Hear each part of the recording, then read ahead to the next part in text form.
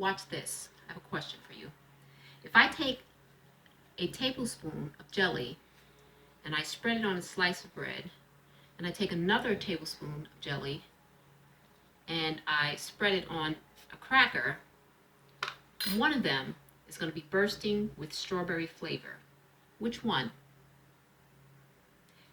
If you said the cracker, you're correct. Because as you can see, the jelly is concentrated along the surface of this cracker. What does that have to do with anything? We're learning about angle of insulation. Watch this.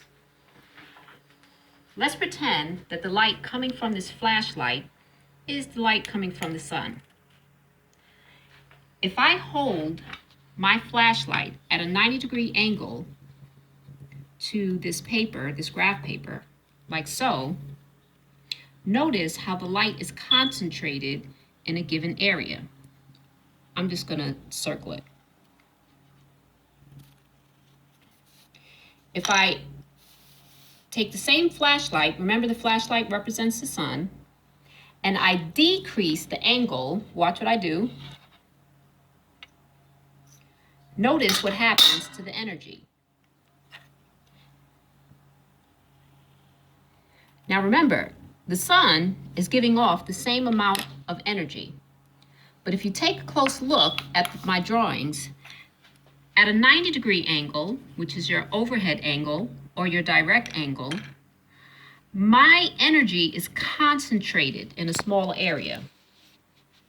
Over here, my angle was less than 90 degrees. I didn't measure it, but let's say 50 degrees. It's a lower angle of incidence. If I were to count the number of boxes in here, it would be less than the number of boxes in here. So you see what I'm doing is I'm taking the same amount of energy and I'm spreading it over a larger area when I decrease the angle of insulation. This is why it's colder at the poles. When you head towards the poles, whether it's the North Pole or the South Pole, you decrease your angle of insulation and you're spreading out all of that energy, and so you have less heat energy. It's less concentrated. But at the equator, I'm taking the same amount of energy and I am spreading it over a smaller area. It's more concentrated here. That's why it's hotter. Think about it. Going back to our cracker and our bread. I have the same amount of jam, but I have a smaller area when I spread it over the cracker. Thanks for watching.